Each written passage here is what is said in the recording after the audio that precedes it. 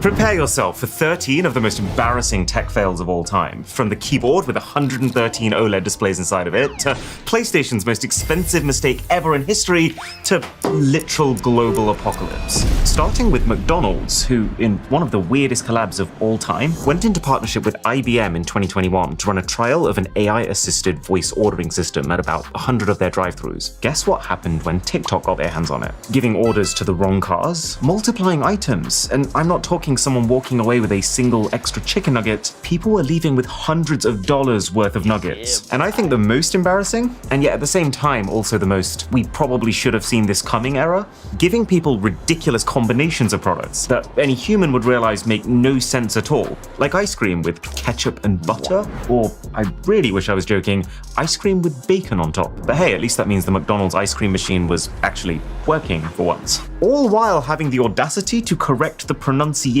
of its customers. And that says it's caramel. Like, huh? So yeah, McDonald's basically had to end the trial ASAP, but we got some pretty good laughs out of it. A pretty harmless 1 out of 10 fail. The same can't be said for number 12 though. Because in 2005, an unknown Russian design company called Art Lebedev released a series of concept images for a revolutionary new type of keyboard. A keyboard called the Optimus Maximus, which, yeah, that's a pretty sick name, where each individual key has its own tiny display. And that's kind of amazing because it means every single key can be whatever you want it to be. So let's say I get a little bored of the normal QWERTY keyboard layout. Bam. And it's kind of mind-frying just the power that this gives you. Every single key can be a letter, a number, a direct shortcut to a Photoshop tool, or your ultimate move in League. It's kind of like the MacBook Touch Bar, but useful. You could change your whole keyboard's language with one press, and there's even a programmable side panel which could allow you to fast swap between applications. Now you might be thinking, in 2005? Surely that kind of miniaturized LCD display technology just wasn't there at the time.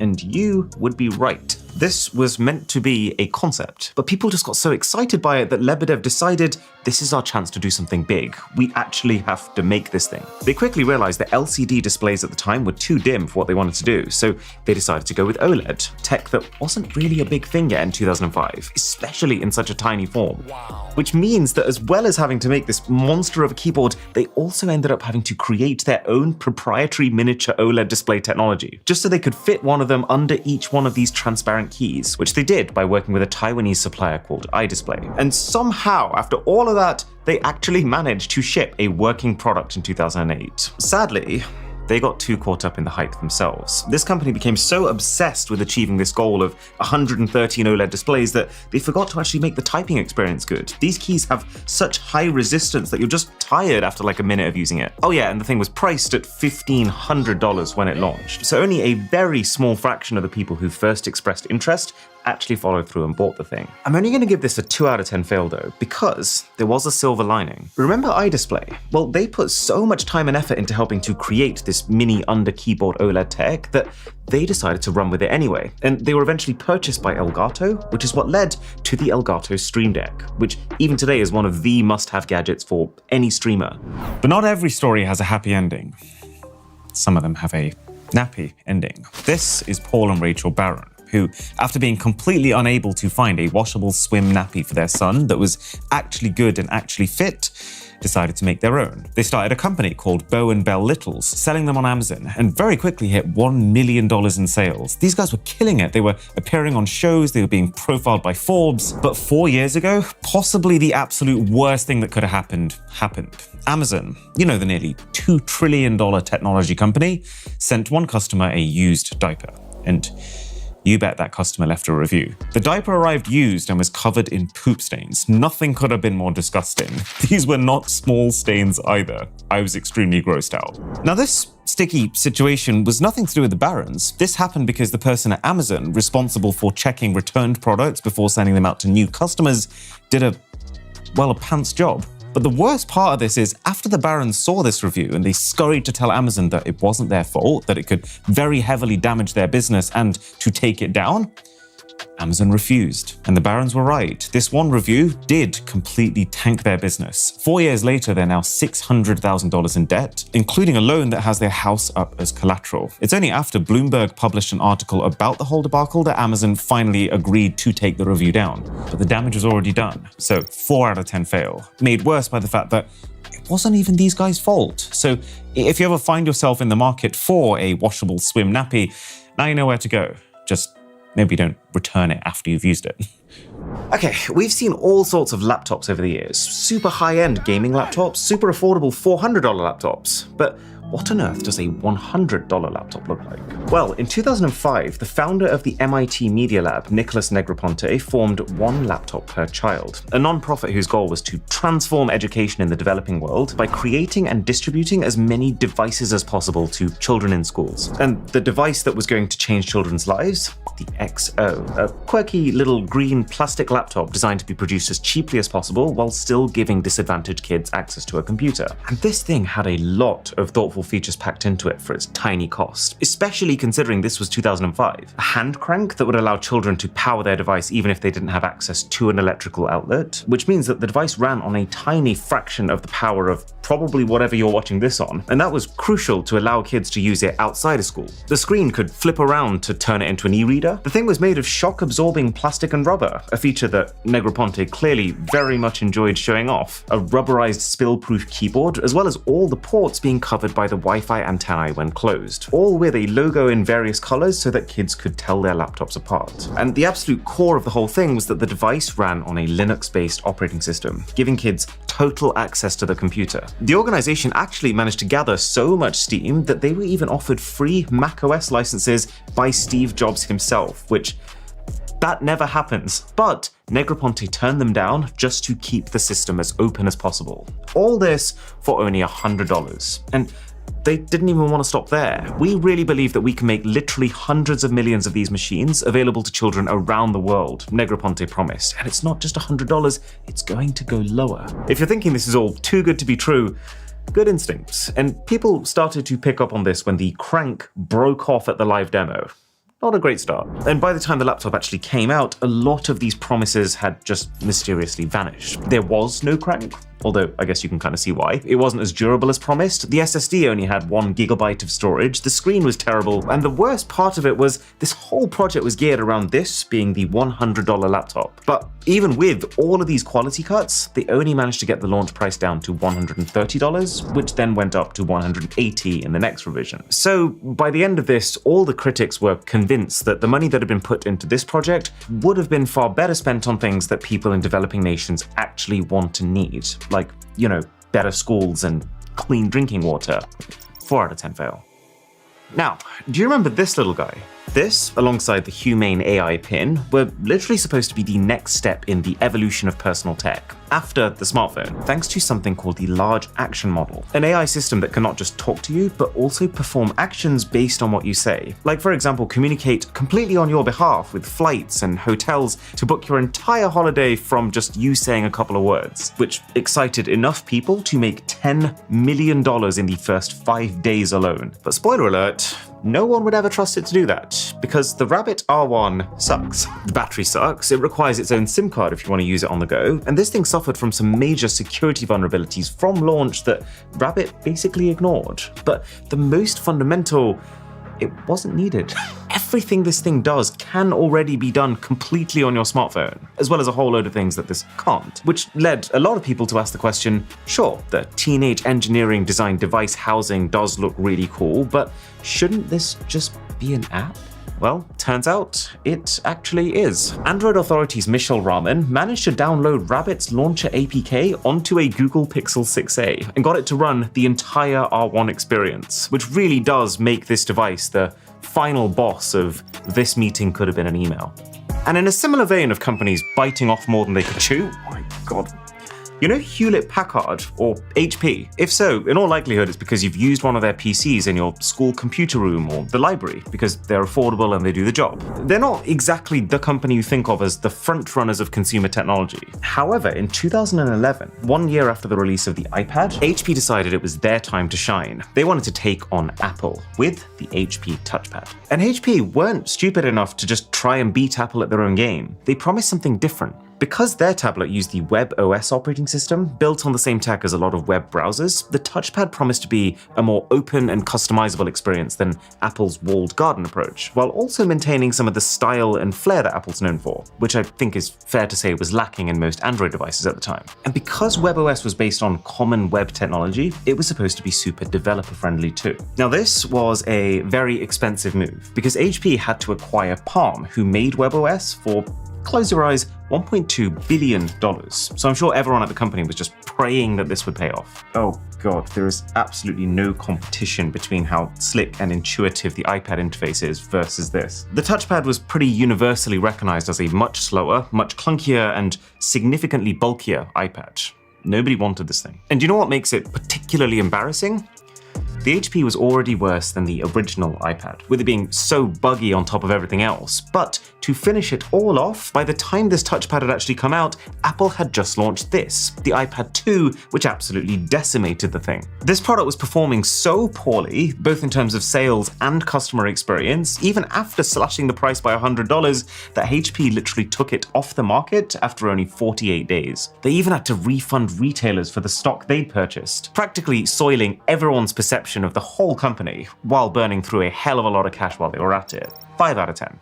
Now, for number 7, we actually have to go all the way back to 1988, before the World Wide Web, if you can even imagine such a thing. We're talking about a time where only 60,000 computers across fewer than 20 countries were connected to the internet, which was only used by universities, research centers, and government bodies. But then in November that year, a malicious self-replicating worm program was released from a computer at MIT, and 24 hours later, 6,000 of those 60,000 computers had been infected. And let's be very clear, computers in very important places, including major universities like Berkeley and Harvard, and even NASA. The worm used a backdoor in the email systems to get into these computers, which wasn't very hard. Computers at this stage, they were not ready for internet trolls. And while it didn't destroy any files, it rendered those systems practically unusable. Emails were delayed for days, and functions at vital institutions, including, by the way, the military, were blocked, leading to all sorts of key infrastructure having to either wipe their systems or take them offline for over a week in an attempt to rid themselves of the worm. We are talking up to millions of dollars of damage, with obviously the potential for much bigger consequences. Here's where it gets really interesting. Seeing the damage it had caused,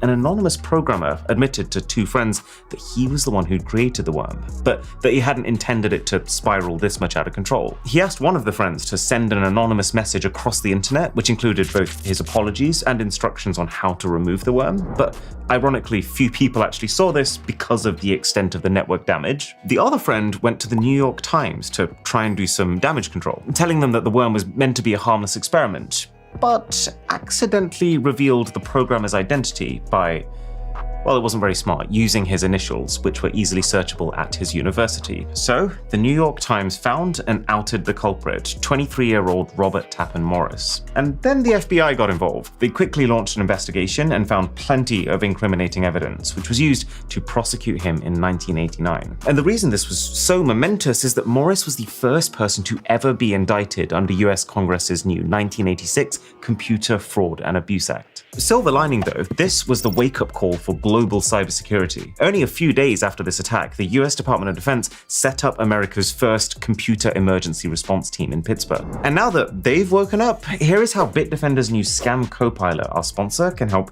you to avoid the same embarrassment. So, this right here is a scam website. They steal your data, they take your money, and you don't get the products you've paid for. But equally, how on earth would you know? This is how. So my phone has the Bitdefender Scam Copilot baked into it, which means that when I try and load up that same page, it will stop me. Dangerous page blocked for your protection. And it's not just for your browser, this thing protects everything. Like for example, Bitdefender now pre-checks every single email and text as they come in for scams and phishing attempts before I even need to think about clicking them. And there is a lot more, including a live chat that lets you check just about anything else that might look a little dodgy that you're concerned about interacting with. Link below to get yourself the Bitdefender Scam Copilot.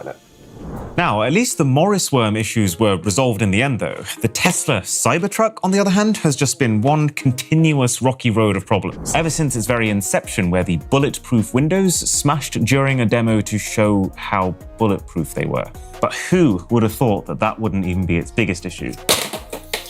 Because now the thing's actually out, this thing has been recalled 5 times just this year. January for a warning light font size that was too small. Not something I ever considered before, but absolutely a real danger. Thankfully, they managed to fix this one remotely with an update. April for a dodgy accelerator pedal, which could dislodge from its pad if pushed too hard, getting stuck on the throttle, which if you think about it is as bad as an issue can get on a car. In June, Tesla had to issue 2 recalls on the same day because of faulty windshield wipers. I mean, who would have guessed that the Cybertruck's bizarre single 4-foot-long wiper might not work perfectly? It was failing due to excessive electrical current, requiring the entire motor to be replaced. And then one for the sail applique, the long strip of plastic lining on top of the sides of the bed, which was poorly installed on some vehicles, and has fallen off in at least 2 cases, creating a road hazard that very much has the potential to be deadly. And then finally, in October, due to a software issue that delays or prevents the rear view camera from showing you its feed. The result? Over 27,000 Cybertrucks have been recalled. That's basically every Cybertruck ever made. And as of July the 8th, Tesla has also been offering free motor replacements. they said it's not dangerous to drive with the old one, and they haven't officially called this a recall, but given that so far the Cybertruck has given people all the confidence of a wet paper bag with wheels on it, I don't know how many people are going to believe that. This smells like a 6 out of 10 fail to me. And now we're in the top 5. Now it just goes from bad to worse. Have you heard of Concord? I'm going to guess you haven't, and that's part of the problem. See, Concord is a video game that should have gone gangbusters. It was a hero shooter, one of the most popular genres in gaming history. It was developed by ex-Bungie staff, you know, the people who worked on the very successful Destiny 2. And it was a PlayStation Studios game, meaning that it's published by PlayStation themselves. And refreshingly, it was going to be a one-time $40 purchase with no battle pass or microtransactions. So what could go wrong? Well, as soon as the first trailer dropped, people immediately lost interest.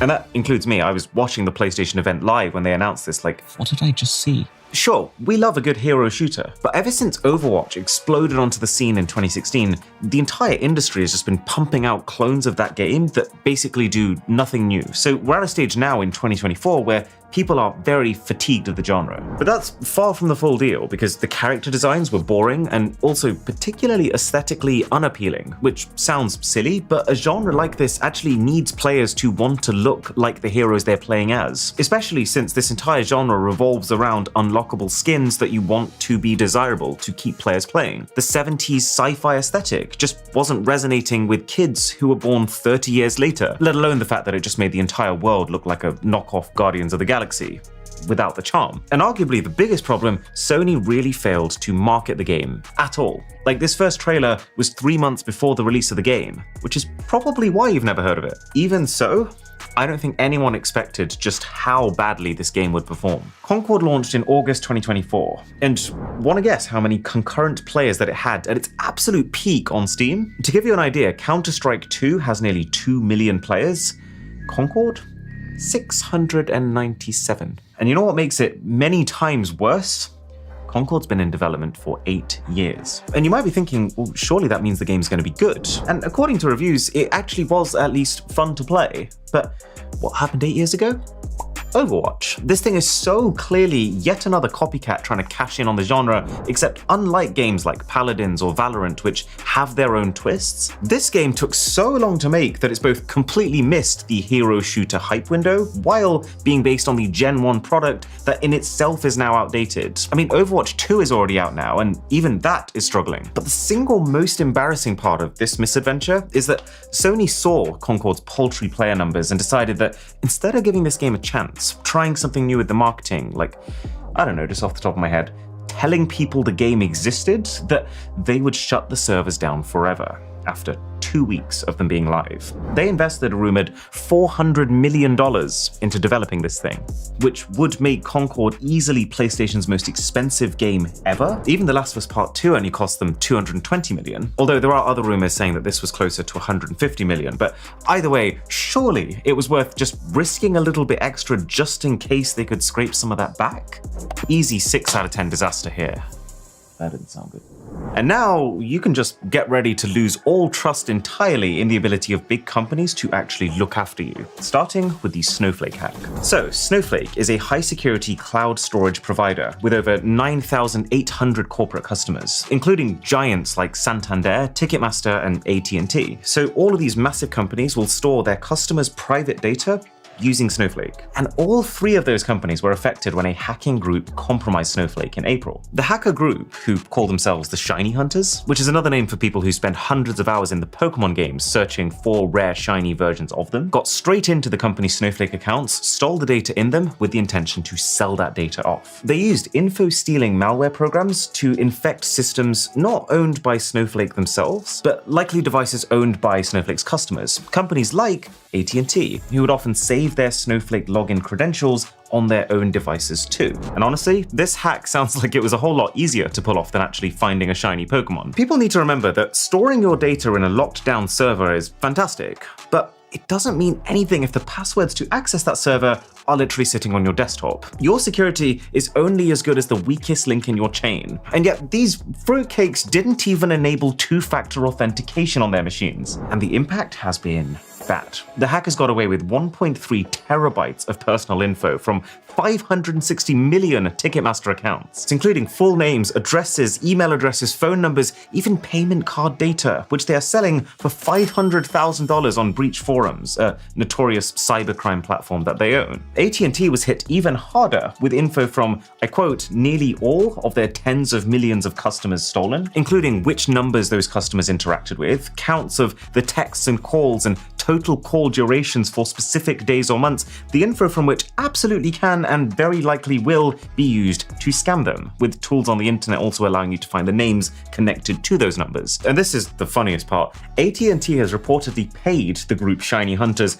$370,000 to delete the data, the only proof of which comes from a video of the Shiny Hunters clicking the delete button, as if they aren't a criminal organization who hasn't already made a backup. I'm cringing just thinking about it. 7 out of 10 fail.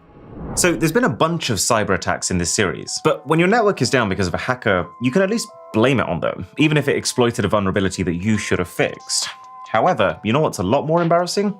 Is when you brick your own tech, let alone basically everyone else's. Do you remember in July when it felt like the entire world had a sudden IT crisis? Well, that's because of CrowdStrike, a cybersecurity company who makes products to protect Windows. And get this, over half of Fortune 500 companies rely on them. This is not a small potatoes company. However, on July 18th, CrowdStrike pushed a minor update for one of their products called Falcon, which is a cloud-based AI-powered malware protection platform, and it wreaked absolute havoc, sentencing some 8.5 million PCs around the world to the infamous blue screen of death. I'm talking banks, TV stations, airlines were down. Like, Delta alone had to cancel around 7,000 flights. Basically everyone who used Falcon. Hospitals were cancelling non-urgent surgeries, and even when stuff was running, it was often because people had resorted to doing things by hand, like this handwritten boarding pass for a flight in India. In certain parts of the US, even the emergency 911 number was down. And it's all because Falcon's little update, which happened all the time to keep up with new malware threats as the company learns about them,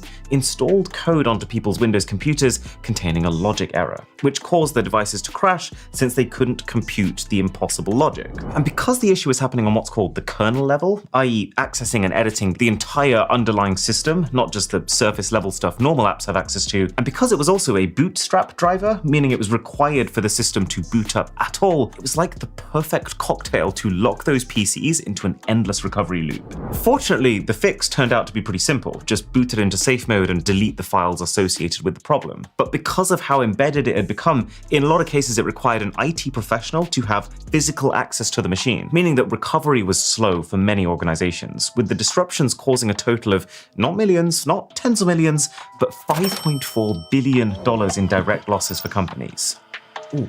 But this one is straight up bonkers. So Marina 1 was the US's first interplanetary space probe. It was designed to journey to Venus, equipped with various scientific instruments to allow it to record data.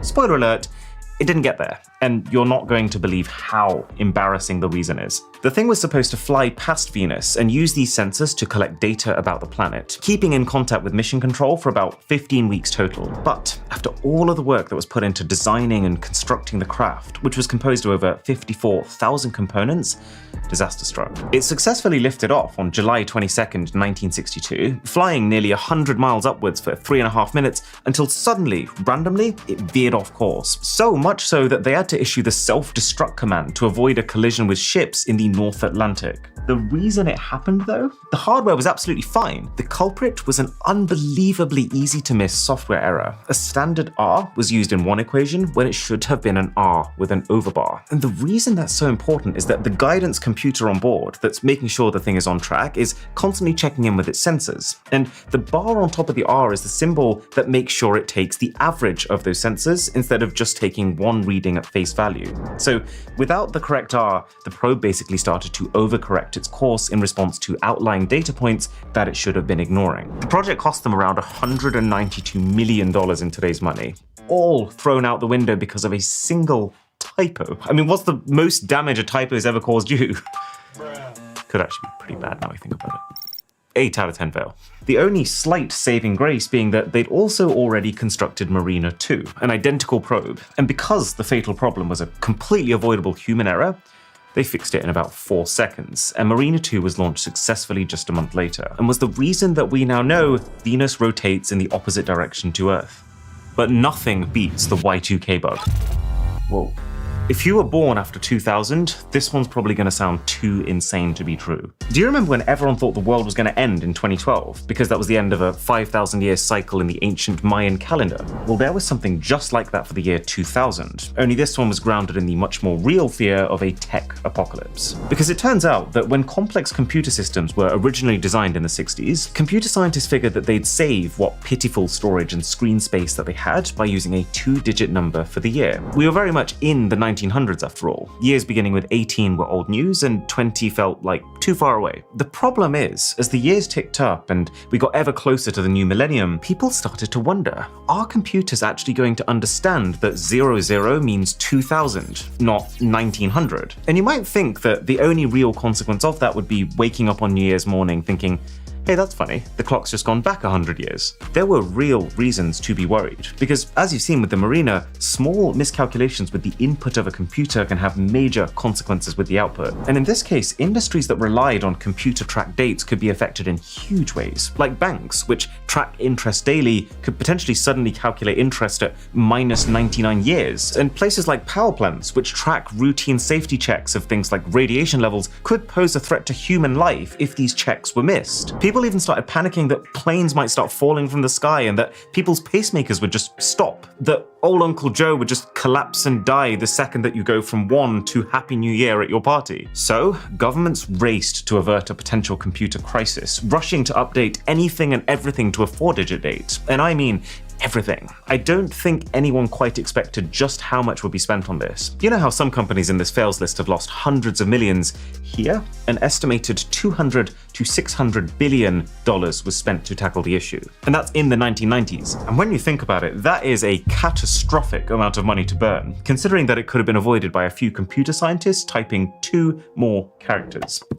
9 out of 10. Thankfully, the steps taken did avert widespread chaos, but the few issues that did still occur proved that the worry was warranted. For example, on January 1st, 2000, many computers did think they woke up in 1900, forcing 15 nuclear reactors across the world to shut down. Some people who did, in fact, incur 100-year bank loan interests, and hilariously, one customer at a New York video rental store who was handed a bill of $91,250. Yes, for having rented a movie for 100 years. Catch you in the next fails video, right here.